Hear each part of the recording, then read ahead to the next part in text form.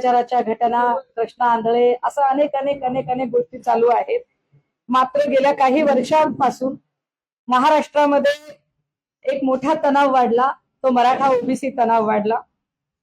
या तणावानंतर मराठा समूहाचा अभ्यास केला पाहिजे याच्यासाठी म्हणून आयोगाची निर्मिती व्हावी असा एक प्रयत्न केला गेला. आणि ही आयोगाची निर्मिती करण्यासाठी खास मुख्यमंत्री देवेंद्रजी यांनी पुढाकार घेतला. तत्कालीन मुख्यमंत्री एकनाथ शिंदे साहेबांनी सुद्धा याच्या पुढाकार घेतला. पण पुढे नेमकं काय झालं या मराठा अभ्यास आयोगाचं याचं मात्र उत्तर अजूनही आपल्याला काही मिळालेलं नाही.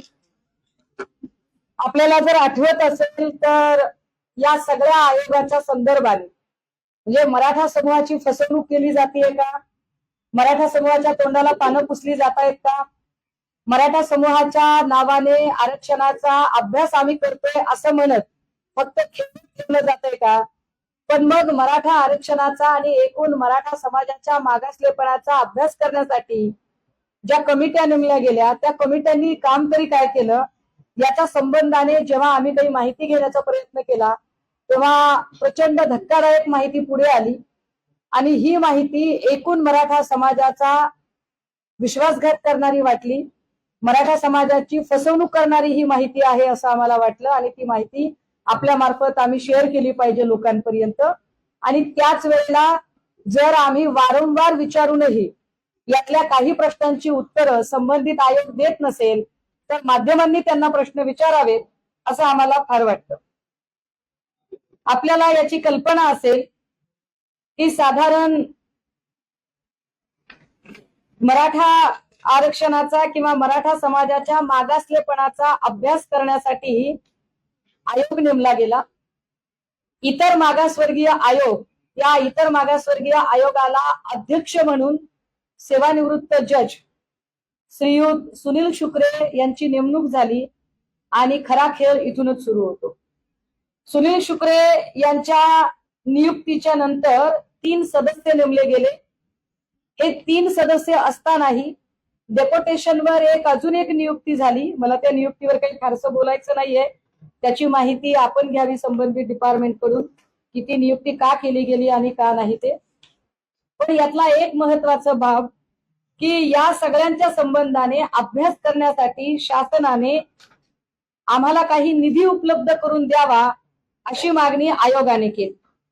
आणि हा किती निधी असावा, किती निधी द्यावा, तर त्यात असं सांगितलं गेलं की आम्हाला वेगवेगळ्या गोष्टींच्यासाठी निधी हवा आहे. आम्हाला खूप अभ्यास करायचा आहे, खूप अभ्यास करायचा आहे. किती अभ्यास करायचा आहे तर म्हणाले की आम्हाला सगळ्या जिल्ह्यांमध्ये जायचंय, तालुक्यांमध्ये जायचंय, खरोखरच मागासलेपण आहे का नाही हे सुद्धा आम्हाला तपासून बघायचं आहे. आणि त्यासाठी निधी किती लागणार आहे तर 367 कोटी 12,59,000 इतका निधी आम्हाला हवा आहे. मी ही पत्रकार परिषद आजच का घेते त्याला कारण आहे. आज पुण्यामध्ये सुनील शुक्रेजी उपस्थित आहेत. ते व्हीव्हीआयपी गेस्ट हाऊसला मराठा आरक्षणाच्या आर्थिक मागासलेपणाचा अभ्यास याच्या संबंधाने माहिती घेण्यासाठी आलेले आहेत असं कळतं. त्यामुळे पत्रकारांना सोपं जाईल त्यांना प्रश्न विचारणं आणि मी जी काही माहिती देते ती माहिती व्हेरीफाय करणं. हा GR आहे शासनाचा. आता या GR मध्ये त्यांनी मला प्रश्नांची उत्तर द्यावीत. कदाचित माझं ज्ञान कमी असेल. साधारणतः 5 कोटीच्या वरचा निधी असेल तर त्याला कॅबिनेट अप्रूव्हलची गरज असते. एखाद्या वेळेला जेव्हा आपत्कालीन निधी असतो, ज्या आपत्कालीन निधीमध्ये बॉम्बस्फोट असेल, पूर असेल, अपघात असेल, काही दुर्घटना घडली, अशा वेळेला निधी मुख्यमंत्री सहायता निधीकडनं आकस्मिकपणे दिला जाऊ शकतो. त्याच्यासाठी कॅबिनेट अप्रूव्हलची गरज नाही. तरीही आपण असं गृहीत धरूया, मी चांगला विचार करते या सगळ्या संबंधाने की संबंधित खात्याला तो अधिकार असावा आणि म्हणून त्यांनी आयोगाला तो निधी दिलेला आहे. मात्र याच्यावर कुठेही फायनान्शियल डिपार्टमेंट जे आहे, फायनान्स डिपार्टमेंट जे आहे त्याचं कुठेही नोटिंग नाहीये, UR नंबर नाहीये. तुम्ही हा GR बघू शकता. हा GR मी सगळ्यांना तुम्हाला त्याची सॉफ्ट कॉपी द्यायला तयार आहे. आता याच्यामध्ये त्यांनी 367 कोटी रुपये एवढा आकडा सांगितलाय. आम्हाला अभ्यास करायला लागतात पैसे. काय करायचं आहे 367 कोटीचं? तर त्यांनी असं म्हटलं की आम्हाला मनुष्यबळ, बाह्य स्रोताद्वारे आवश्यक असणारे 31 अधिकारी, कर्मचारी, साधन सामग्री, कार्यालयासाठी जागा, फर्निचर, स्वतंत्र सर्व्हर यंत्रणा, संगणकीय यंत्रणा इत्यादी बाबीसाठी आम्हाला पैसे हवे आहेत. काय काय लागणार आहे? तर आम्हाला एक सहसंचालक लागणार आहे, अर्थ व सांख्यिकी संचालनालय. संशोधन अधिकारी लागणार आहे एक. त्याच्यासोबतच आम्हाला सांख्यिकी सहाय्यक अर्थ, उपजिल्हाधिकारी महसूल व वने एक, सॉफ्टवेअर तंत्रज्ञ, कनिष्ठ लिपिक, लेखाधिकारी, अशी सगळे आम्हाला माहिती लागणार आहे. आणि पैसे किती लागतील? तर लेखा सहाय्यक एक लागेल, त्याला 40,000 रुपये प्रति महिन्याप्रमाणे आम्हाला द्यायचे. आणि आमची आवश्यक तरतूद फक्त 3 महिन्याची आहे. आता ज्या अर्थी यांनी 3 महिन्याचे आकडे लिहिलेत, म्हणजेच 367 कोटी 12 लाख आणि वरचे पैसे हे 3 महिन्याच्या हिशोबातले पैसे आहेत.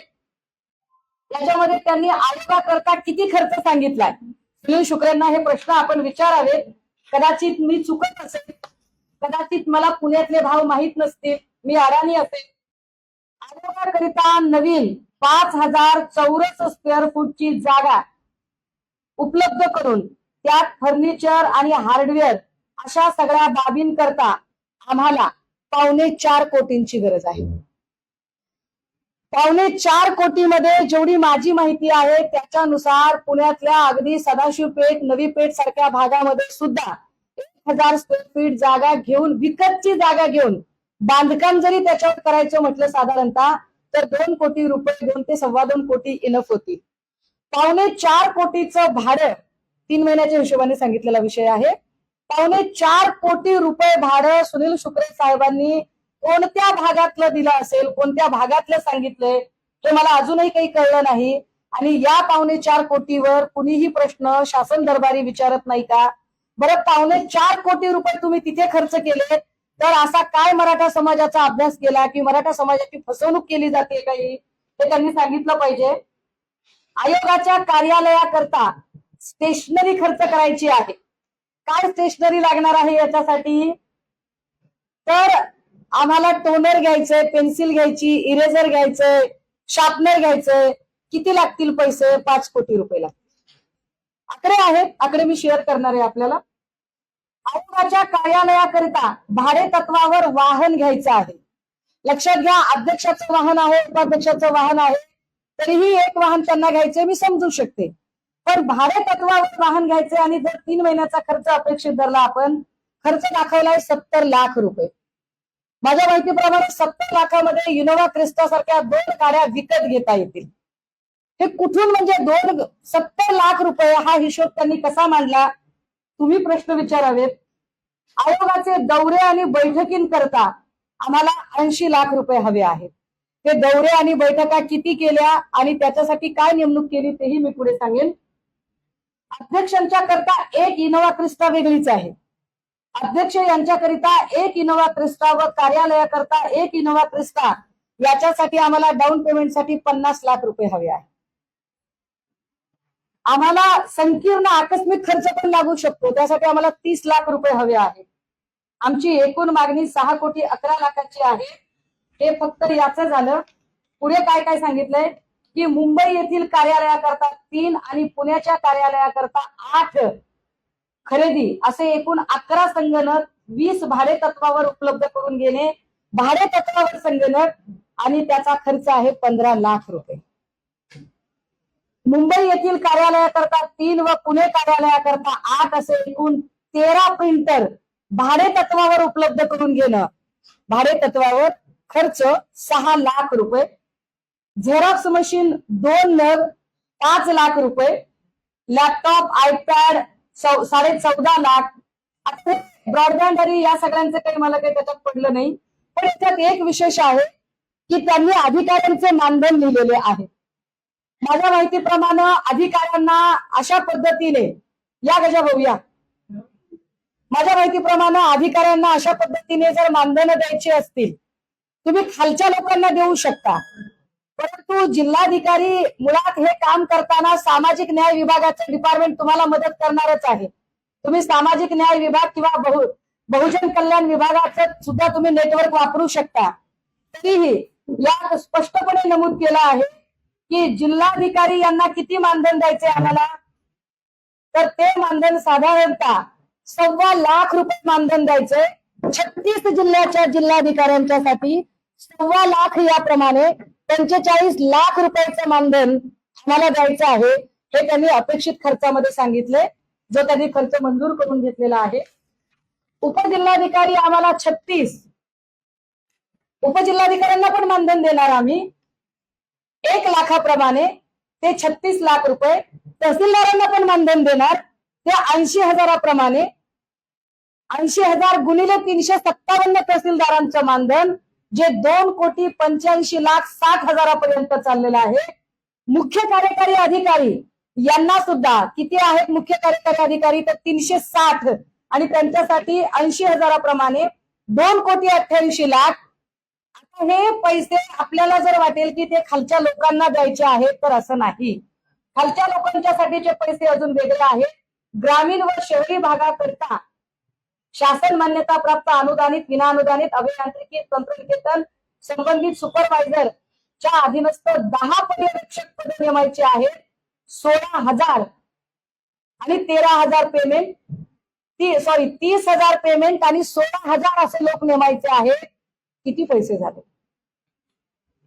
म्हणजे 30,000 गुणिले 16,000 हे साधारणतः 48 कोटी रुपयापर्यंत जाते. हे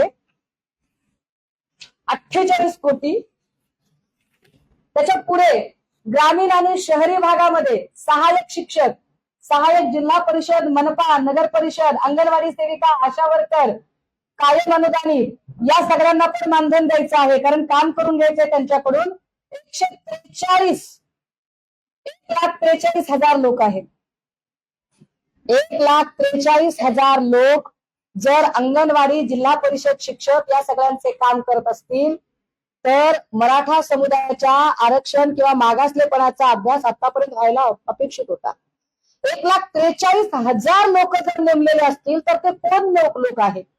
त्या 1,43,000 लोकांची यादी यांच्याकडे उपलब्ध असेल का? 1,43,000 लोकांकडून असं काय काम करून घेतलेलं आहे? महापालिका आयुक्त 27, एका महापालिका आयुक्ताला 1,25,000 असे 27 महापालिका आयुक्त, ज्यांना साधारणतः 33,75,000 मानधन. खर तर सगळे जिल्हाधिकारी आणि महापालिका आयुक्तांनी सुद्धा याच्यावर क्लॅरिफाय करावं लागेल. उपायुक्त प्रशासन महानगरपालिका यांना 1 लाखाप्रमाणे 27 लोक आहेत, 27 लाख रुपये. सहाय्यक आयुक्त 80,000प्रमाणे साधारणतः 750, याचे 6 कोटी रुपये होतात. हे आकडे सगळे गडगडून टाकणारे आकडे आहेत. या आकड्यांमध्ये पुढे त्यांनी प्रगणकांचे आकडे अजून वेगळे लिहिलेले आहेत, आणि या प्रगणकांमध्ये सुद्धा त्याचे वेगळे मानधन. जर एवढे सगळे लोक नेमले असतील आणि एवढे पैसे असतील, तर मराठा आरक्षणाचा किती अभ्यास झाला, मराठ्यांचं सामाजिक आर्थिक मागासलेपणाचा आतापर्यंत किती अभ्यास केला, हे त्यांनी सांगावं लागेल. कारण आणि विशेष गोष्ट की जर संशोधनासाठी हे सगळे लोक आहेत, तर मग गोखले इन्स्टिट्यूटला त्यांनी का पत्र दिलं? हे माझ्याकडे गोखले इन्स्टिट्यूटचं एक पत्र आहे.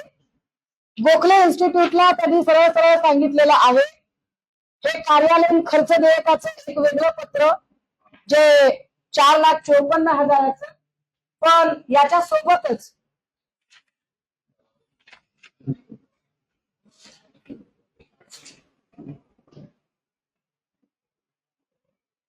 याच्यातल्या काही खर्चाच्या अनियमितता झालेल्या नोंदी आहेत, ज्याच्यात सरळ सरळ आकडे चुकीच्या पद्धतीने, एक आकडा वेगळा, दुसरा आकडा वेगळा, अशा पद्धतीने केलेला आहे. या संबंधाने भोसले नावाचे संशोधन अधिकारी चार्ज घेणार होते, परंतु त्यांनी सांगितलं की खर्चात अनियमितता आहे, त्यामुळे मला तुम्ही आधी सगळे खर्च बरोबर करून द्या, मग मी चार्ज घेतो. अशा म्हटल्यानंतर भोसले यांची नियुक्ती शुक्रे यांनी नाकारली. त्याचं पत्र त्यांनी प्रधान सचिवांना लिहिलं. प्रधान सचिवांना लिहिलेलं पत्र इथे माझ्याकडे उपलब्ध आहे. ते पत्र ज्यांना हवं असेल त्यांनी ते पत्र घ्या. की प्रधान सचिवांनी सांगितलं की या सगळ्या खर्चात अनियमितता आहे आणि शुक्रे मनाने आकडेमोड करत आहे. याच्यामध्ये एक पत्र अरविंद माने नावाच्या आयोगाच्याच राजपत्रित अधिकाऱ्याने लिहिलं आहे. त्यांनीही सांगितलंय की या सगळ्यांमध्ये अनियमितता आहे. विशेष 3 सदस्यीय आयोग होता. 3 सदस्यीय आयोग असतानाही याच्यात एक चौथी नियुक्ती केली. मी जे म्हटलं की एक डेप्युटी सेक्रेटरी लेवलची नियुक्ती आहे. ही डेप्युटी सेक्रेटरी लेवलची जी नियुक्ती आहे ही नियुक्ती बहुजन कल्याण विभागाच्या उपसचिवाची नियुक्ती बहुजन कल्याण खात्याचे मंत्री अतुल सावे आहे. अतुल सावेंच्या नोटीने ही नियुक्ती व्हायला हवी. मात्र ही नियुक्ती चक्क ग्राम विकास मंत्री गिरीश महाजन यांच्या नोटीने झाली.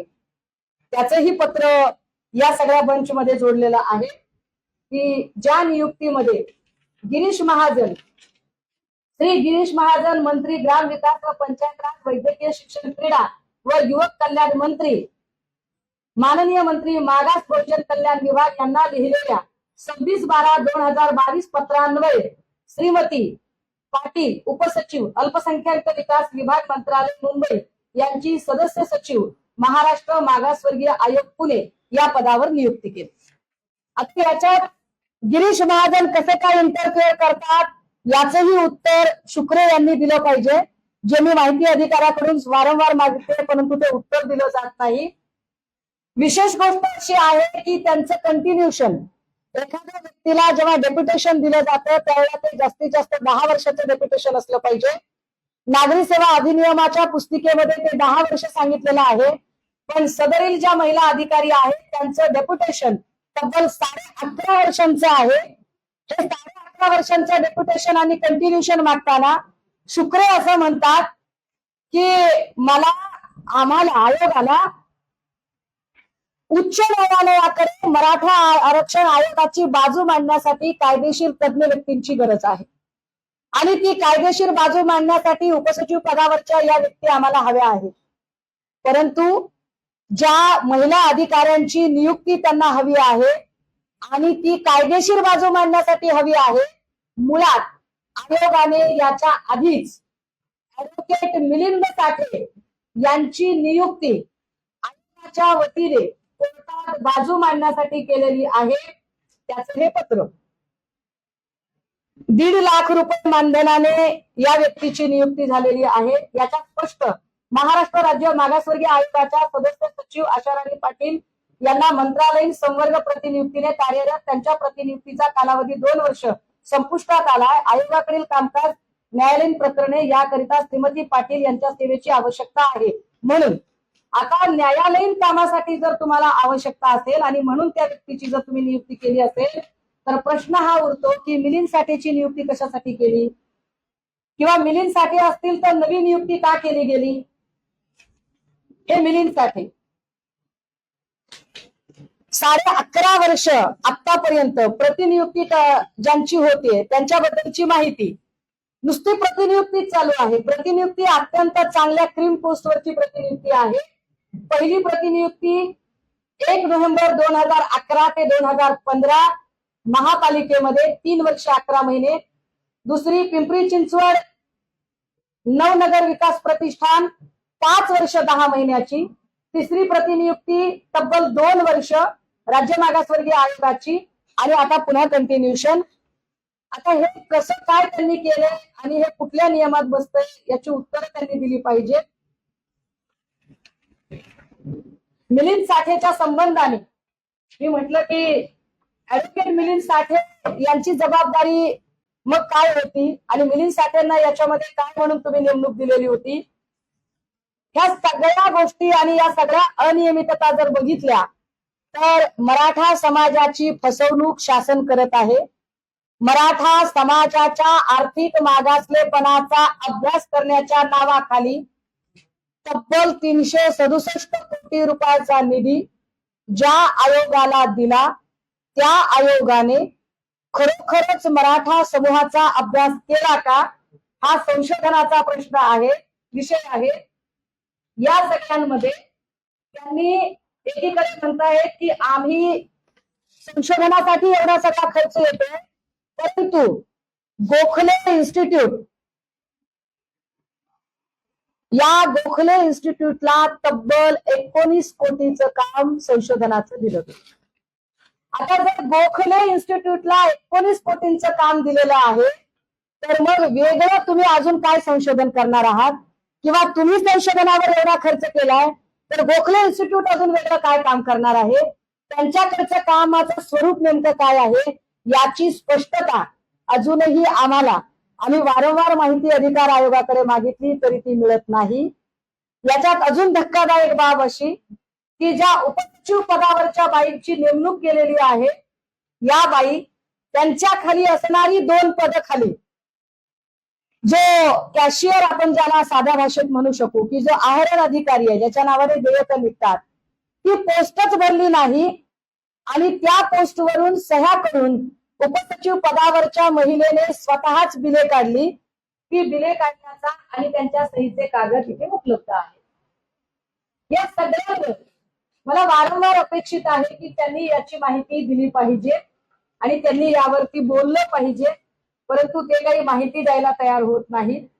आम्हाला ही गोष्ट का महत्वाची वाटते, ज्या मराठा आरक्षणासाठी मनोज जरांगेंनी अवघा देहपणाला लावला, अनेक मराठा बांधवांचे जीव गेले आणि ज्या मराठा आरक्षणाच्या निमित्ताने एक महाराष्ट्रातलं राजकारण तापवलं गेलं, त्या मराठा आरक्षणाचा मुळात अभ्यास झाला की नाही, शुक्रे तो अभ्यास करतायत की नाही, शुक्रेंना हा प्रतिनियुक्तीचा JR ज्यांना पाहिजे असेल 10 वर्षाच्या नंतरचा, ज्या महिन्याचे आम्ही उल्लेख केला त्या संदर्भात, शासनाचं जे धोरण आहे त्या धोरणामधले त्यांचे जे आकडे आहेत ते आकडे जर बघितले दिलेले तर या आकड्यांमध्ये सुद्धा प्रचंड बदल दिसतो. प्रत्यक्ष त्यांच्याकडच्या रजिस्टरवरच्या नोंदी आणि त्यांनी शासनाकडे दिलेल्या नोंदी याच्यामध्ये प्रचंड फरक आहे. फरकाचे आकडे भरून काढण्यासाठी एका टोन नावाच्या नव्याच माणसाला तिथे बसवलं गेलं, ज्याची नियुक्ती नव्हती. 2 महिने तो माणूस तिथे टेबलला बसत होता. त्याचे CCTV फुटेज सहज मिळू शकतील आणि त्यावरती त्यांना बोलता येईल आणि ते मांडणी करू शकतील. मी असं म्हटलं की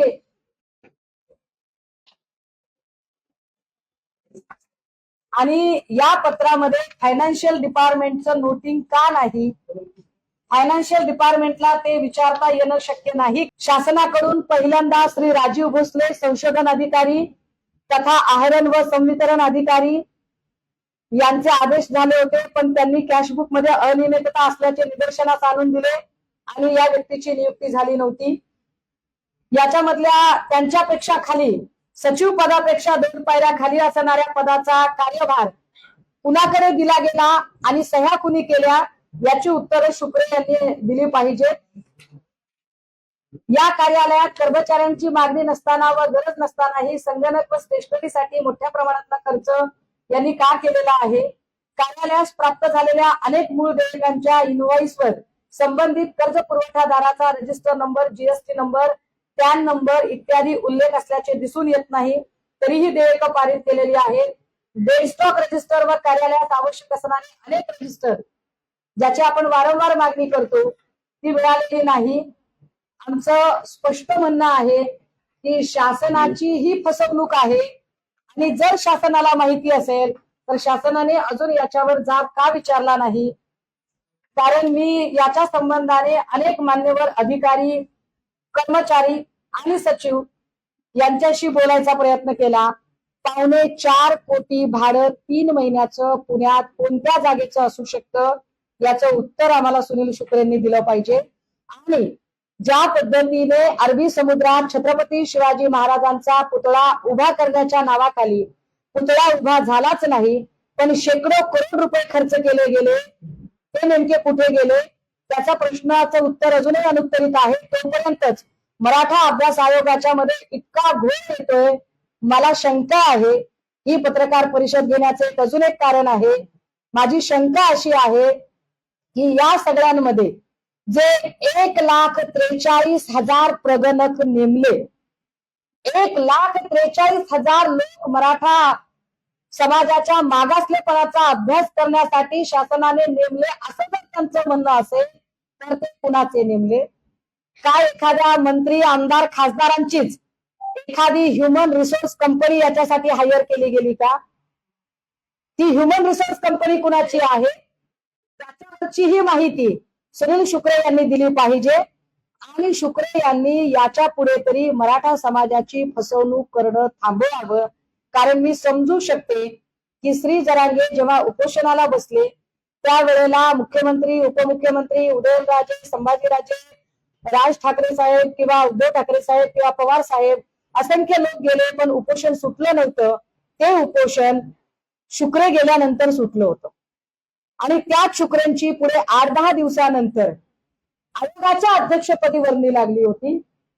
त्यामुळे आयोगाच्या अध्यक्षपदी बसणाऱ्या शुक्रेंनी खरंच मराठा समाजाला उपोषण स्थळी दिलेला शब्द पूर्ण केला आहे का की मराठा समाजाची ते फसवणूक करत आहेत याची उत्तरं त्यांनी द्यावी.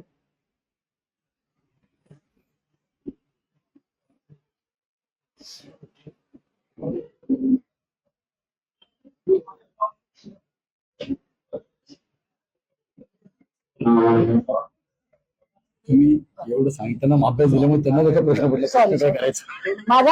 माझा मुद्दा एवढाच आहे की मराठा समाजाचा अभ्यास करण्यासाठी इतर मागासवर्गीय आयोगाचे अध्यक्ष असणाऱ्या जस्टिस सुनील शुक्रे यांनी शासनाकडून 367 कोटी रुपयांचा निधी सँक्शन करून घेतला, ज्याच्यातले अनेक तपशील आहेत. पण एक मोठा तपशील 4.25 कोटीचं जागा भाडं त्यांनी त्याच्यात दाखवलेलं आहे.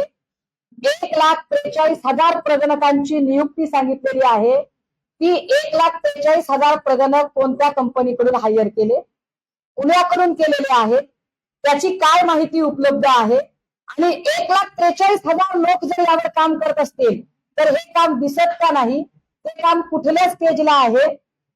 प्रतिनियुक्तीवर ज्या उपसचिवांची नियुक्ती केलेली आहे त्या उपसचिवांचा 10 वर्षापेक्षा प्रतिनियुक्तीचा कार्यकाळ वाढीव कसा करण्यात आलाय आणि जर आयोगाची बाजू कोर्टात मांडण्यासाठी ऍडव्होकेट मिलिंद साठेंची नेमणूक केलेली आहे तर सुनील शुक्रे उपसचिवांची प्रतिनियुक्ती कंटिन्युएशन मागताना आम्हाला एक व्यक्ती आयोगाची बाजू मांडायला कोर्टात लागणार आहे हे चुकीचं म्हणणं का देतात? आणि महत्वाचं की इतर बहुजन कल्याण विभागाकडून एखादं डेप्युटेशन मागताना ग्रामविकास मंत्री गिरीश महाजन यांचं नोटिंग याच्यात काय करत आहे? गिरीश महाजनांची नोटिंग यात कशी असू शकते याचंही उत्तर सुनील शुक्रे आणि यांनी दिलं पाहिजे. GR वर अजूनही फायनान्स डिपार्टमेंटचा जो UR नंबर असतो तो UR नंबर उपलब्ध नाही. एवढी मोठी रक्कम जर डिस्पॅच होत असेल तर त्याच्यात फायनान्स डिपार्टमेंटचा UR नंबर आला पाहिजे, जो आलेला नाही. सरळ सरळ आर्थिक अनियमिततेचा आरोप या सगळ्यातनं होतोय आणि आम्ही त्याच्यावर वारंवार माहिती अधिकाराखाली माहिती मागवतोय. मात्र रकमा कशा खर्च झाल्या त्याची माहिती अजूनही मिळत नाही. सबब मराठा समाजाची फसवणूक होऊ नये, मराठा समाजाच्या संबंधी अभ्यास करत आहोत असं जे एकूण चित्र तयार केलं जातंय ते किती तथ्यांश आहे याची उत्तरं शुक्रे यांनी दिली पाहिजे. आधी याच्यावर बोला की दादा, विषय डायव्हर्ट होते याच्यावर बोला की आधी. मराठा समाजाची फसवणूक होते एवढी त्याच्यावर बोला की.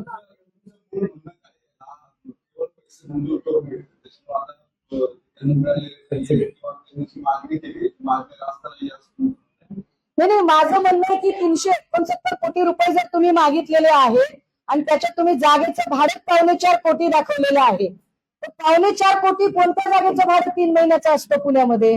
4.25 विशेष म्हणजे पुण्यात इतर मागासवर्गीय आयोगाच्या साठीची स्पेशल ऑफिस आपल्याकडे प्रशासकीय बिल्डिंग मध्ये आहे. प्रशासकीय बिल्डिंग मध्ये ऑफिस असताना तुम्ही नवी जागा का घेतली आणि त्या नव्या जागेचं भाडं तुम्ही 4.25 कोटी कसं आकारताय? तुम्ही त्याच्यासाठी जे स्टेशनरी पासून जे पैसे लावलेले आहेत आणि जर एवढा सगळा खर्च तुम्ही लावलाय तर मग गोखले इन्स्टिट्यूटला 19 कोटी का देताय?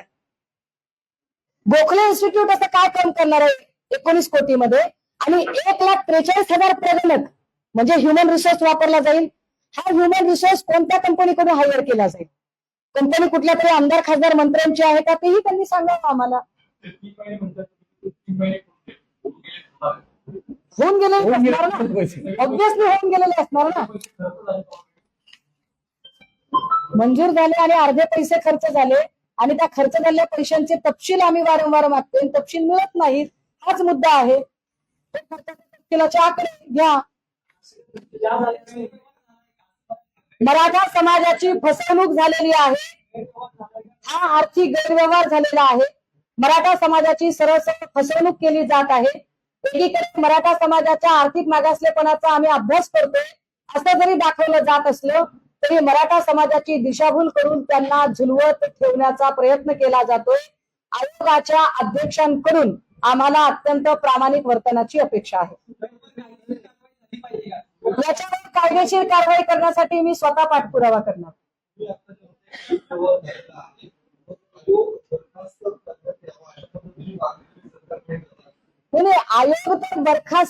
आयोग बरखास्त व्हावा असं मी अजिबात म्हणणार नाही. आयोगावरची व्यक्ती बदलली जावी असं मी नक्की म्हणेल. कारण आयोग बरखास्त करणं म्हणजे मराठा समाजाचं नुकसान करणं असेल आणि माझी अपेक्षा आहे की मराठा समाजाला न्याय मिळाला पाहिजे. मराठा समाजाच्या नावावर जर कुणी अशा पद्धतीने स्वतःचं उखळ पांढरं करून घेत असेल तर ते चालणार नाही.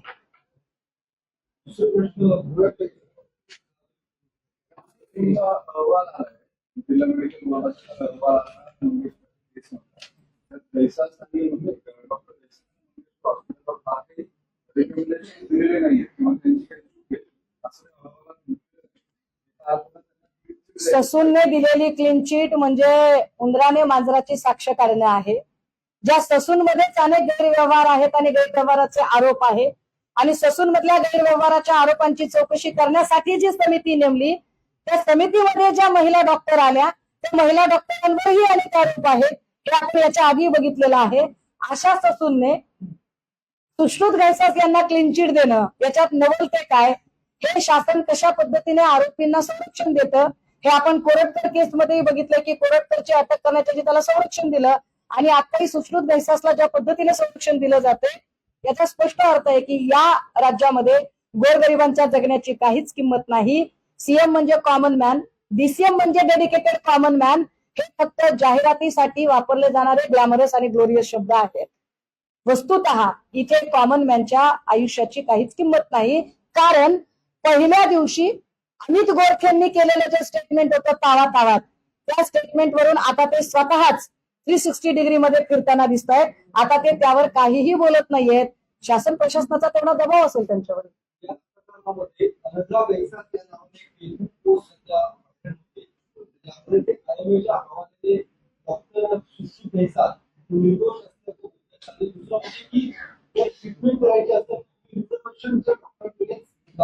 मी ती पोस्ट वाचली आणि ती मी प्रॉपर त्या अकाउंटवर वाचली. ज्या पद्धतीने अत्यंत जातीय विखार भरून ती पोस्ट लिहिलेली आहे हे त्यांचा एकूण बुद्ध्यांक आणि त्यांची जी विकृती आहे ती विकृती दाखवणारी आहे. अशा विकृत बुद्ध्यांक असणाऱ्या फेक अकाउंटवर मला अजिबात कुठलीही टिप्पणी करायची नाही. पण एवढं सगळं जातीय विखार असणारं वातावरण फडणवीस मुख्यमंत्री जेव्हा जेव्हा होतात तेव्हाच कसं होतं याबद्दल मात्र मला नक्की आश्चर्य वाटतं.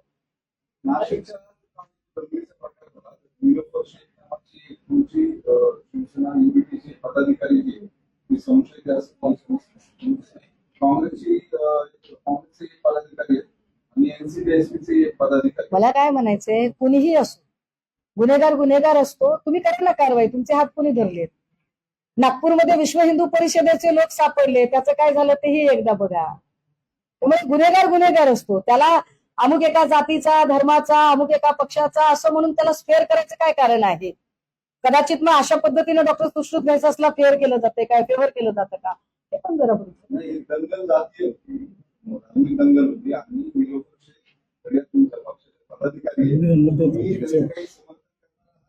नाही मला का समर्थन करेल मी. कुणीही असो, चूक आहे तो चूक आहे. तुम्ही तपास करा, तुमचे हात कुणी धरलेत, तपास यंत्रणा तुमच्या हातात आहे, तुम्ही चेक करा काय ते. अरे कुणीही असलं तर तुम्ही चौकशी करा ना. चौकशीला हात कुणी धरलेले आहेत. पण ज्या महत्वाच्या गोष्टी आहेत त्याच्या आधी काय झालं ते पण सांगा आम्हाला. म्हणजे प्रशांत कोरटकरला लपवून ठेवणारा कोण माणूस होता, कुणाच्या पाठिंब्यानं तो तिथे राहत होता, हे पण जरा समजून घ्या. कुठल्या अधिकाऱ्याने त्याला पाठिंबा दिला होता, त्या अधिकाऱ्याच्या पुढे काय प्रमोशन झालं, कसं झालं तेही बघा. पुणेच्या आणि कराडची जी संयुक्त कंपनी आहे इलेक्शनच्या दिवशी आले 7.5 लाख रुपये रिटर्न केले पुरावे दाखवायचे बीड पोलिसांनी ताब्यात घेतले. या बूथ कॅप्चरिंगचा विषय त्यात त्यांनी म्हटलाय परळीमध्ये बूथ कॅप्चरिंग पण या सांगितलं की परळीत बूथ कॅप्चरिंग होतं. परळीत बूथ कॅप्चरिंग होतं किंवा परळीत बूथ कॅप्चरिंगचे अनेक किस्से याच्या आधी आपण बघितलेले, त्याची उदाहरणं बघितलेली आहेत. मात्र रणजित कासलेंच्या म्हणण्यावर आपण किती विश्वास ठेवायचा? मला वाटतं त्याला ती चौकशी करणं, तपास करणं, कारण त्यावर आपण आत्ता घाईघाईने व्यक्त होणं हे फार इमॅच्युअर असेल.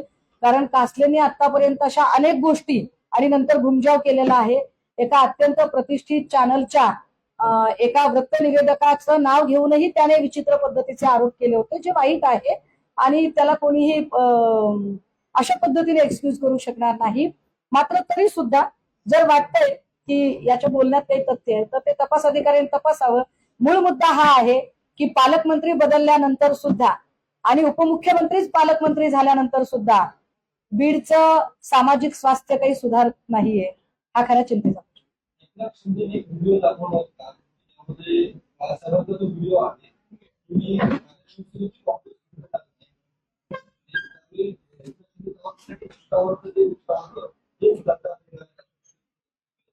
आता शिवसेनेची काँग्रेस होऊ द्यायची नाही, मग काँग्रेसचे रंगधंगे कसे काय चालतात शिवसेनेला? काय कमाल आहे. आतापर्यंत भाजप आणि शिवसेनेमध्ये जेवढे लोक म्हणून गेलेले आहेत ते सगळे अर्ध्यापेक्षा जास्त काँग्रेसचेच लोक आहेत ना. तुम्ही असं काय केलं? तुम्ही काँग्रेस मुक्त भारत करायला निघालात, महाराष्ट्र करायला निघालात, पण काँग्रेस युक्त शिवसेना आणि काँग्रेस युक्त भाजपा तयार झाली ना. त्याचं काय करायचं? मला तेच म्हणायचंय की अजूनही पालकमंत्री बदलले, उपमुख्यमंत्रीच पालकमंत्री झाले, तरीही बीडचं सामाजिक स्वास्थ्य का सुधारत नाही? अजूनही तिथल्या लोकांना वचक बसत नाही. याचा अर्थ या सगळ्या बोलायच्या गोष्टी केलेल्या आहेत का? अजूनही बीड मधल्या पोलिसांना त्याचं गांभीर्य येत नाहीये का? बीड मध्ये म्हणजे माझ्यासारखा माणूस तर वैतागून आता बीडला जाणच नको इतक्यापर्यंत स्थिती निर्माण करून ठेवली. ही कुणी स्थिती केली आहे? राज्यकर्त्यांनी त्याची उत्तर दिली पाहिजे. पालकमंत्र्यांकडून अपेक्षा आहेत आणि पालकमंत्री अत्यंत जाणकार असे उपमुख्यमंत्री आहेत. काल रामदास शास्त्री म्हणाले धनंजय मुंडेंच्या कालामध्ये वारे गेले, त्यांची वाणी बंद पडली आहे, त्यासाठी आपण प्रार्थना करायला पाहिजे किंवा त्याच पदावरती बसायला. मी काय सांगू शकते दुसऱ्याच? एखादी व्यक्ती आपल्या परीनं काही म्हणणं मांडत असेल तर मी त्याच्यावर कसं काय बोलू शकते? त्या व्यक्तीने पुन्हा त्याच पदावर आले तर पुन्हा गुंजागिरी टोळी युद्ध वाढेल. हे बघा, जे काही हे असं म्हणाले, ते तसं म्हणाले, याच्यावर मी व्यक्त होणं हे फार चुकीचं असेल. मी काही कुणी असा रील स्टार वगैरे नाही, यामुळे बोलला की लगेच आपण व्यक्त व्हावं. माझी स्वतःची काही मतं आहेत, भूमिका आहे आणि ती भूमिका घेऊन मी मांडते. एखाद्या व्यक्तीबद्दल कुणी अनुकंपा व्यक्त करत असेल तर तो त्याचा व्यक्तिगत प्रश्न आहे. झाला प्रश्न दादा, झाला. बहुतेक तुम्ही मोबाईल मध्ये बघत होते. अरे झालं. हा,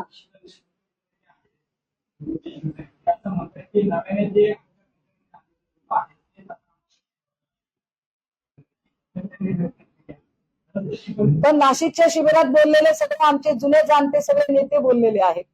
अरविंदभाई सावंत असतील, खैरे साहेब असतील, हे सगळे किंवा राजन विचारे साहेब असतील, संजय राऊतजी असतील, हे सगळे आमचे जुने नेते आहेत ना. नवीन कोण होतं त्याच्यात?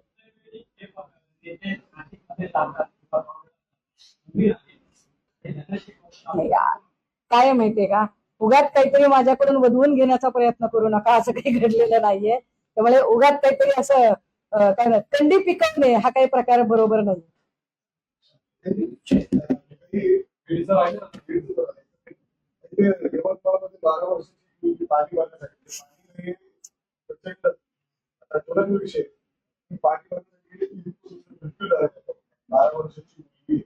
परिस्थिती राज्यामध्ये काय? यवतमाळ असेल, जालना असेल, मनमाड असेल, बीड असेल, लातूर असेल, असे काही भाग आहेत की जिथे पाण्याचं दुर्भिक्ष मोठ्या प्रमाणात आहे. सत्तेवर येणारा प्रत्येक जण सांगतो की आम्ही हा प्रश्न सोडवणार आहोत. मात्र लातूर, बीड, मनमाड, यवतमाळ या भागांमध्ये 45 दिवस पाणी येत नाही, सलग 45 दिवस. आणि ही परिस्थिती अत्यंत गंभीर आहे. मला वाटतं की या राज्यातल्या लोकांना नोकरीसाठी वणवण फिरावं लागतं हे ठीक आहे, पण साधं घोटभर पाण्यासाठी सुद्धा इतकी वणवण करावी लागते हे इथल्या राज्य सरकारचं आणि स्वतःला आता महाराष्ट्र थांबणार नाही असं दूरदृष्टीचा मृगजळ दाखवणाऱ्या लोकांचं मोठं अपयश आहे. हिंदीसाठी पहिल्यापासून केली जाते त्याच्यावर वेगवेगळे मत आपल्या एक लक्षात घ्या, 1953 ला आंध्र प्रदेशची निर्मिती झाल्यानंतर 1953 ला फाजल अली यांच्या अध्यक्षतेखाली भाषिक आयोग नेमला होता, ज्याचा 55 ला रिपोर्ट आला आणि त्यांनी त्रिभाषा सूत्र सांगितलेलं होतं. मराठी, हिंदी, इंग्रजी, म्हणजे त्या राज्याची मदर टंग मातृभाषा पहिली असेल, दुसरी हिंदी असेल आणि जगाच्या कडे उघडणारी खिडकी म्हणून इंग्रजी असेल, असं त्रिभाषा सूत्र. मात्र त्यातही पुढे शैक्षणिक आयोगांनी असं सांगितलं होतं की फर्स्ट लँग्वेज, सेकंड लँग्वेज आणि ऑप्शनल, पहिली भाषा, द्वितीय भाषा आणि ऐच्छिक भाषा. आणि आपल्याकडे पहिली भाषा ही कायम मराठी सांगितलेली आहे.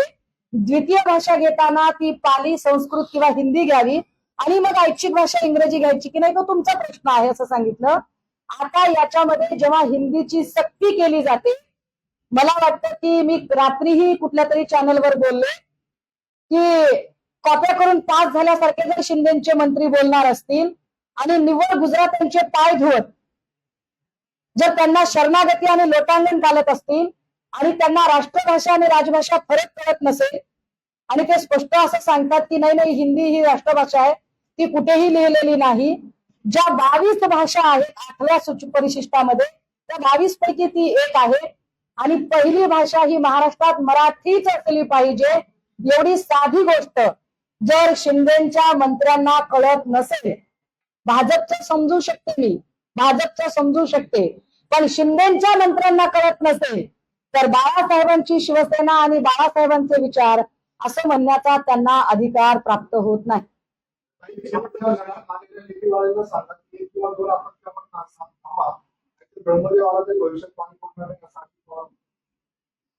नाही, लेकी बाळींना तुम्ही प्रेमाने सांगताय, आमचे प्रमुख म्हणून सांगताय, चालक पालक मालक म्हणून सांगताय, इथपर्यंत ठीक आहे.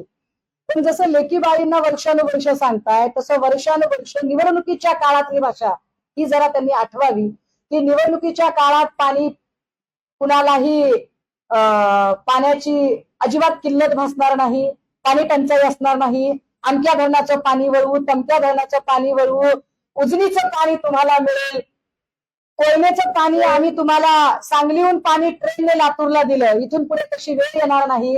ही जी निवडणुकीतली भाषा होती त्याचं नेमकं काय झालं हाही मग प्रश्न उरतोच. बाळासाहेबांच्या आव्हानाची नंतर म्हणजे पोरकटपणा, शिंदे टीका उद्धव ठाकरेंवर केली, स्वतःची सगळी बाब दाखवण्यासाठी आणि लोकांची दिशाभूल करण्यासाठी असे प्रयत्न त्यांच्याकडे होत आहेत. पोरकटपणावर न बोललेलं बरं.